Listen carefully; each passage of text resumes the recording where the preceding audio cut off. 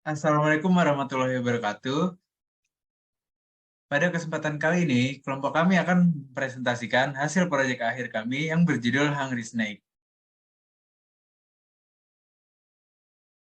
Nah, kelompok kami beranggotakan saya sendiri, yaitu Muhammad Raditya, lalu Malik Abdul Aziz, Juan Damai, dan Muhammad Haswan. Nah, kami memilih latar belakang aplikasi Hungry Snake sebagai proyek akhir mata kuliah pemrograman berorientasi objek. Dalam mata kuliah ini, penulis mempelajari rancangan kelas, metode, inheritance, polymorphism, dan encapsulation yang nantinya akan diterapkan dalam pembuatan aplikasi ini. Permainan ini dibuat menggunakan bahasa Java yang menggunakan aplikasi IntelliJ IDEA dan NetBeans. Nah, tujuan kami membuat aplikasi Hungry Snake adalah untuk menyelesaikan tugas akhir mata kuliah pemrograman berorientasi objek. Nah, alasan kami membuat aplikasi ini karena bisa dimainkan oleh semua kalangan, mulai dari anak kecil sampai pun yang dewasa. Dan aplikasi ini sangat cocok untuk mengisi waktu luang. Nah, berikutnya ada pun beberapa tujuan yang ingin kami capai sebagai berikut. Yang pertama, menambah jumlah apel yang muncul menjadi 2 buah, membuat tampilan awal dan akhir dari permainan, dan menerapkan inheritance, polymorphism, dan encapsulation. Nah, selanjutnya ada beberapa poin yang akan kami bahas dalam proyek ini. Selanjutnya akan dijelaskan oleh Malik. Ya, terima kasih Radit. Berikut adalah pembahasan video berikut. Ada rancangan kelas, rancangan metode, rancangan inheritance, rancangan polymorphism, rancangan encapsulation, penjelasan tools, kode, dan penjelasan lalu output.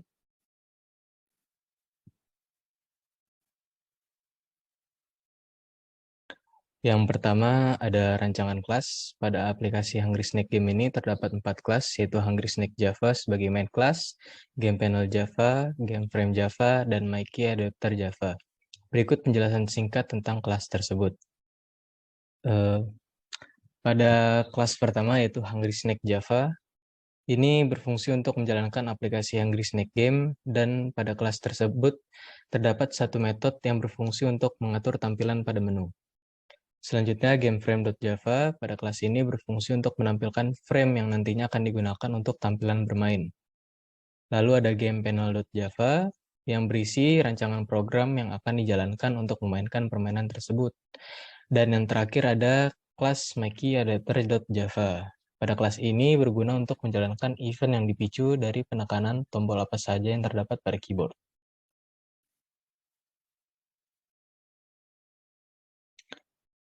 Rancangan metode. Nah, pada rancangan metode ini terdapat 12 metode pada kelas GamePanel.java, 1 metode pada kelas GameFrame.java, dan 6 metode pada kelas HungrySnake.java. Berikut metode-metode dan kegunaannya.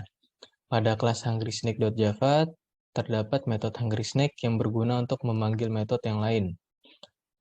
Dan juga terdapat metode initComponents yang berguna untuk mengatur tampilan menu. Lalu ada metode actionPerform yang berguna untuk memanggil metode GButtonOneActionPerform. Lalu metode GButtonOneActionPerform yang berguna untuk memfungsikan button yang nantinya untuk menampilkan game frame baru.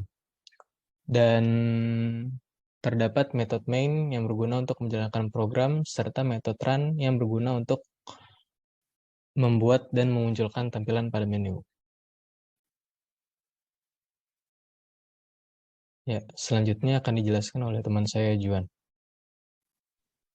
Oke, baik. Lanjut, untuk rancangan metode pada kelas GamePanel.java, itu ada metode GamePanel yang merupakan konstruktor yang memberi nilai awal pada objek. Lalu ada metode StartGame yang digunakan untuk memanggil metode lainnya yang akan ditampilkan pada tampilan bermain.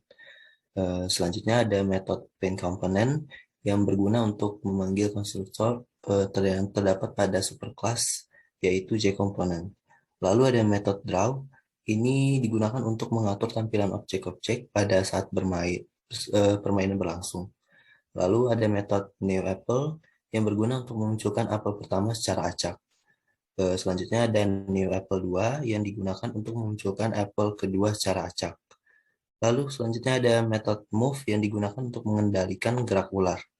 Selanjutnya ada metode check apple yang digunakan untuk mengecek jumlah apple yang sudah dimakan oleh ular yang akan nantinya ditambahkan pada body snack dan apple count. Lalu ada metode check collisions yang digunakan untuk mengatur selesainya permainan sesuai kondisi yang telah dibuat. Selanjutnya ada metode game over yang digunakan untuk mengatur tampilan objek-objek pada saat permainan berakhir. Dan yang terakhir ada metode action perform yang digunakan untuk memanggil metode lain yang berguna untuk menjalankan aksi-aksi pada permainan berlangsung. Next.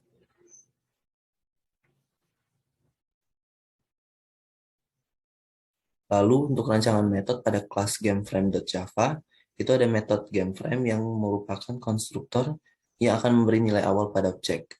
Lalu di kelas MyKeyAdapter.java itu ada satu metode yaitu keyPress yang digunakan untuk menjalankan event yang dipicu dari penekanan tombol apa saja di keyboard.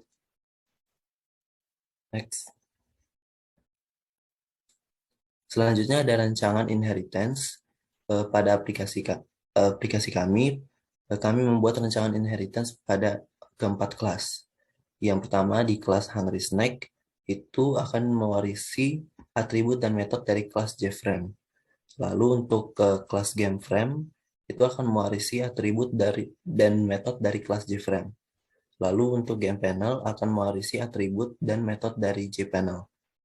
Lalu untuk kelas MyKeyAdapter itu akan mewarisi atribut dan metode dari kelas KeyAdapter. Selanjutnya akan dijelaskan oleh teman saya, Haswan.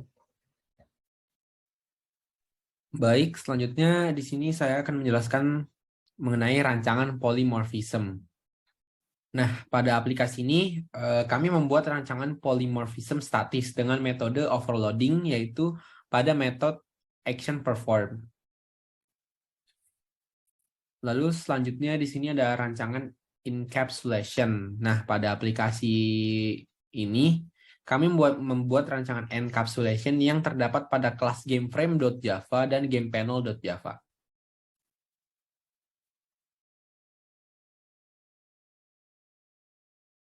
Selanjutnya mengenai tools yang kami gunakan, di sini kami menggunakan tools IntelliJ IDEA pada tahapan awal untuk merancang program aplikasi dan NetBeans IDE 15 untuk mendesain display dari aplikasi kita.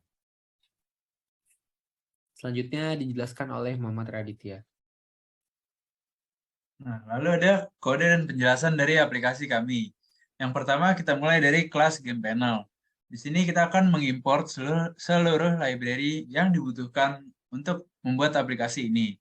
Lalu terdapat public class GamePanel yang extends dari JPanel dan implements dari Action Listener yang akan mewarisi sifat dari kelas JPanel dan mendeklarasikan semua variabel yang akan digunakan.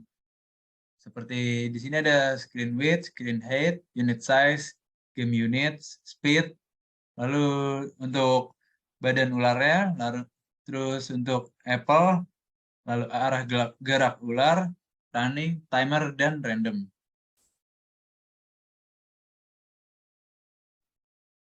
Ya, selanjutnya terdapat konstruktor metode GamePanel yang merupakan konstruktor yang memberi nilai awal pada objek yaitu set preferred size, set background, set focusable, dan add key listener serta memanggil metode start game. Dan di bawahnya terdapat metode start game yang berisi kondisi ketika game akan dimulai, di mana ular akan berjalan, apple akan muncul, dan timer akan dimulai.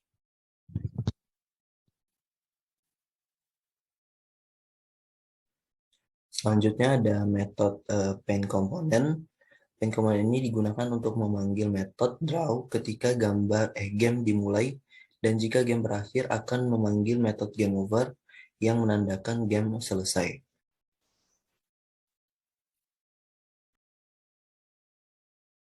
Selanjutnya di sini ada metode draw yang berfungsi untuk membuat tampilan atau display yang akan dimunculkan ketika game dimulai, dan isinya yaitu tampilan apple, ular, dan ini indikator skor yang diperoleh.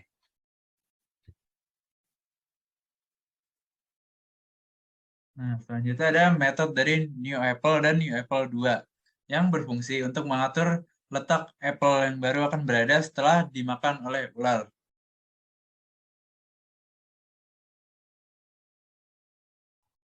Selanjutnya terdapat metode move, yaitu untuk mengatur pergerakan dan arah badan ular tiap kotaknya, yang nantinya tiap kotaknya terdapat koordinat-koordinat yang diatur oleh for dan switch.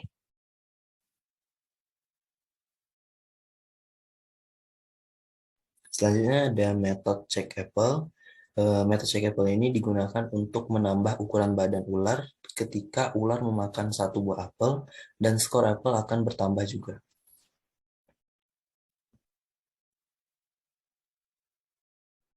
Selanjutnya di sini ada metode check collisions yang berfungsi untuk mengecek kondisi yang membuat game akan membuat game akan berakhir.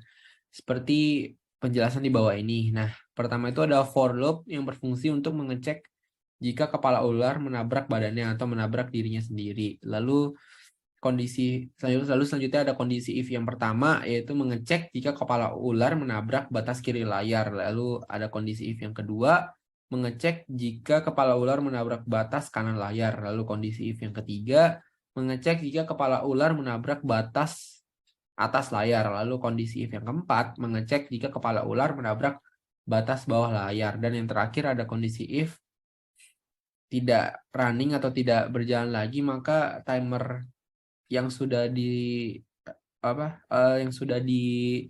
start pada metode start game akan berhenti atau stop.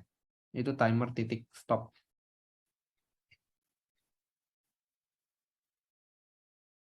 Nah, lalu di sini ada metode game over yang berfungsi untuk membuat tampilan ketika game sudah berakhir.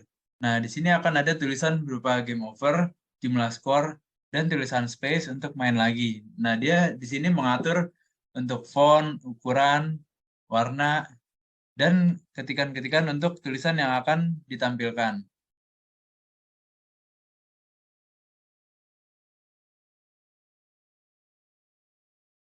Ya, selanjutnya di sini terdapat metode action perform yang berfungsi untuk memanggil metode yang akan dilakukan ketika game sedang berjalan, yaitu ada metode move, check apple, dan check collision.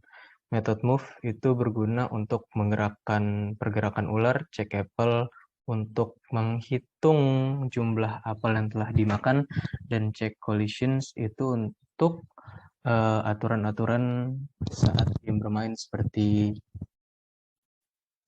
ular yang menabrak badannya itu berarti sudah game over dan lain-lainnya. Dan juga terdapat metode repaint.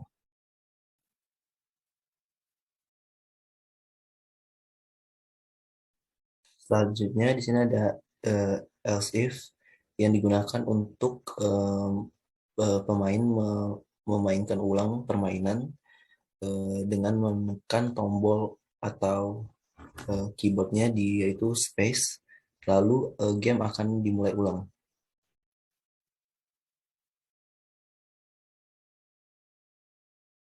Lalu di sini selanjutnya ada kelas myKeyAdapter,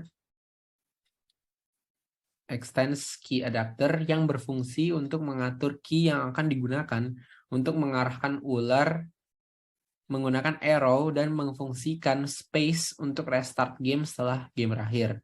Nah, dalam kelas myKeyAdapter ini ada metode keyPressed yang di dalam metode ini tuh terdapat kondisi untuk mengarahkan ular ke arah kiri, ke arah kanan, ke arah atas, dan ke arah bawah.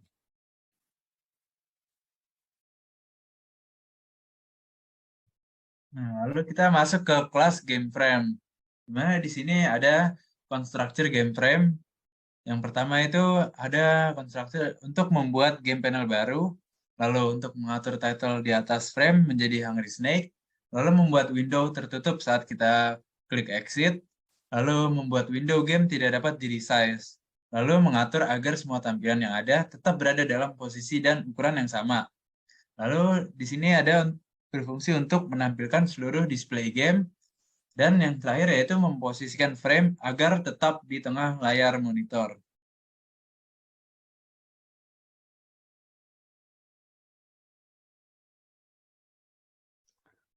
Selanjutnya pada kelas Hungry Snake terdapat metode Hungry Snake yang berfungsi untuk membentuk semua komponen pada Hungry Snake.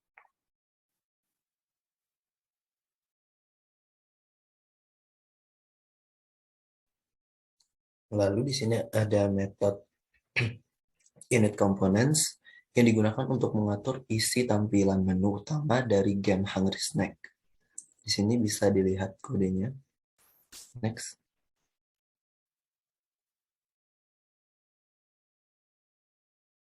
Ini lanjutan kodenya. Next. Dan ini lanjutan kodenya.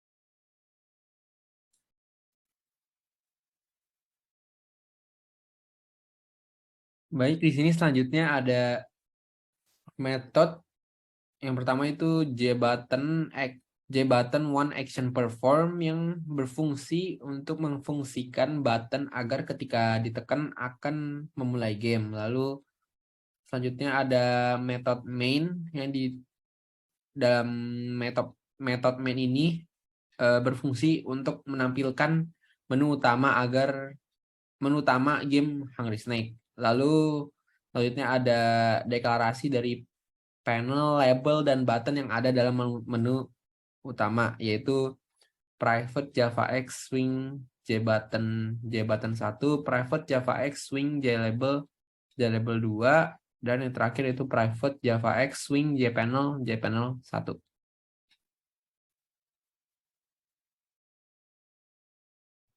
Nah, lalu berikutnya kita akan menampilkan hasil output dari aplikasi kami, yaitu Hungry Snake. Nah, di sini merupakan tampilan menu utamanya. Terdapat logo dari game kami dan tombol start. Lalu berikut ini, ketika tombol start sudah ditekan, game akan dimulai. Berikutnya, jika game sudah berakhir, akan terdapat tampilan game over seperti di gambar ini.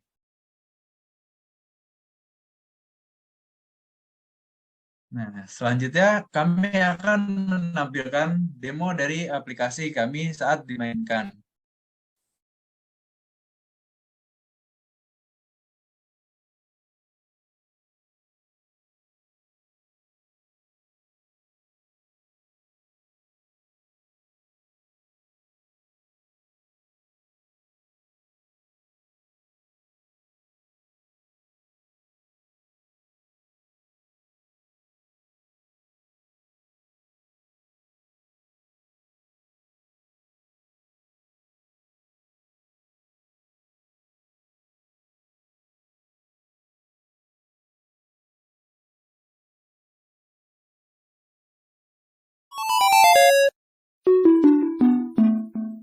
Game over.